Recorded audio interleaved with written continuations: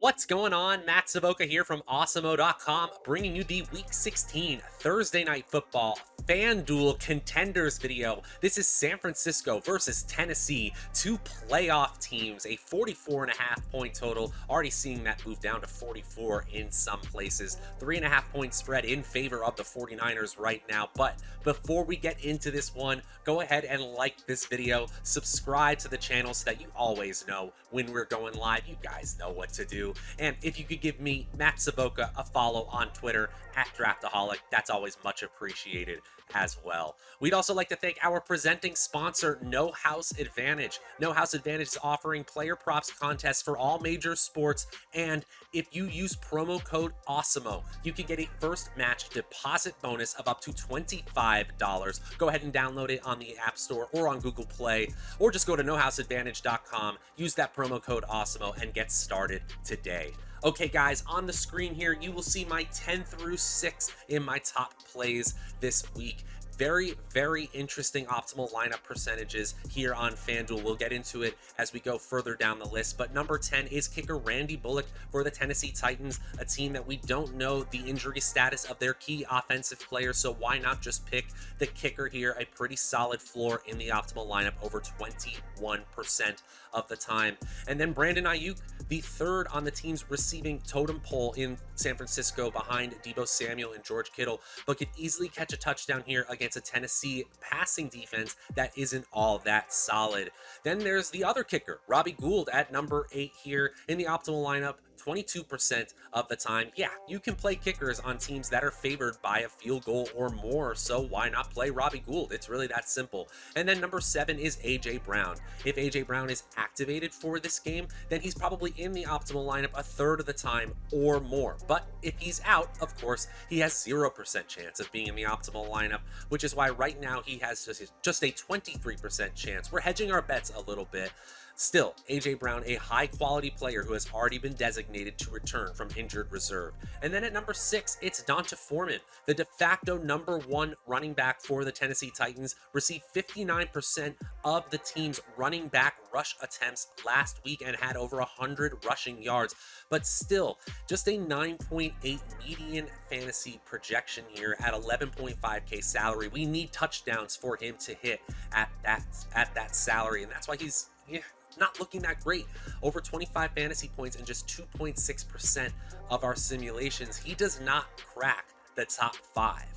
Who does?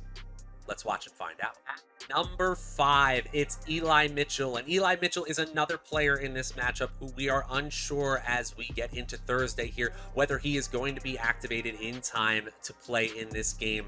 He hasn't played since week 13 when he entered the league's concussion protocol. But in week 13 and in week 12, he had 25 plus opportunities. In fact, in week 12, he had 32 total opportunities. We will take that many opportunities from a skill position player, particularly from a team that is favored by over a field goal here. Eli Mitchell's salary at 12.5K, that's pretty steep here, but his 11 point median projection is also very good. He's getting over 25 fantasy points in over 9% of our simulations, and over 17% of the time he's an optimal flex play.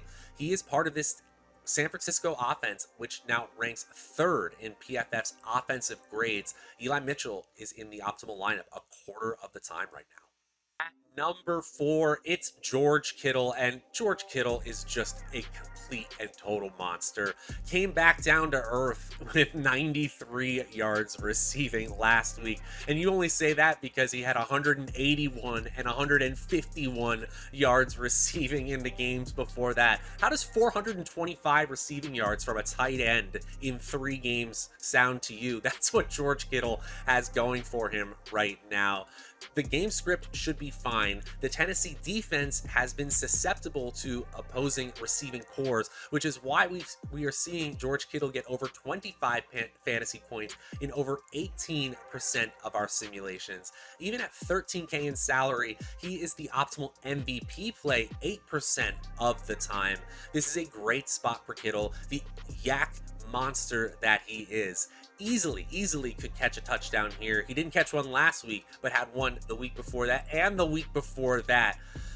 Kittle is just a one-of-a-kind player. On a single game slate, I find no problem in any format, small field, large field, or in cash. There's no problem with playing George Kittle. Number 3, it's Jimmy Garoppolo, and Jimmy Garoppolo has a decent projection compared to salary-based expectation. His 16.3 median fantasy point projection is pretty good for a player at a 14K salary, but considering the fact that the team is rush-focused most often, we have to downgrade Garoppolo just a little bit here. Still, he has had over 290 yards passing in 2 of his last 3 games. In 29.6% of our simulations, he's scoring over 25 fantasy points, and just over a fifth of the time, he is scoring less than 10 fantasy points. So he's a pretty high floor here as well. Look at the left side of the screen if you are watching on YouTube here. Look at Jimmy Garoppolo's chance of being in the optimal lineup at 28%. Compare that to the number 4 player, George Kittle, at just 27%, 1 percentage chance less than Garoppolo. And then number 5 is Eli Mitchell at 25%. Number 6 is at 24%. An extremely flat distribution here of optimal lineup percentages. Still, we're seeing those quarterbacks float to the top as they typically do on FanDuel. Nothing wrong with Jimmy Garoppolo on this single game slate. Number 2, and just ahead of Jimmy Garoppolo, is the opposing quarterback, Ryan Tannehill of the Tennessee Titans.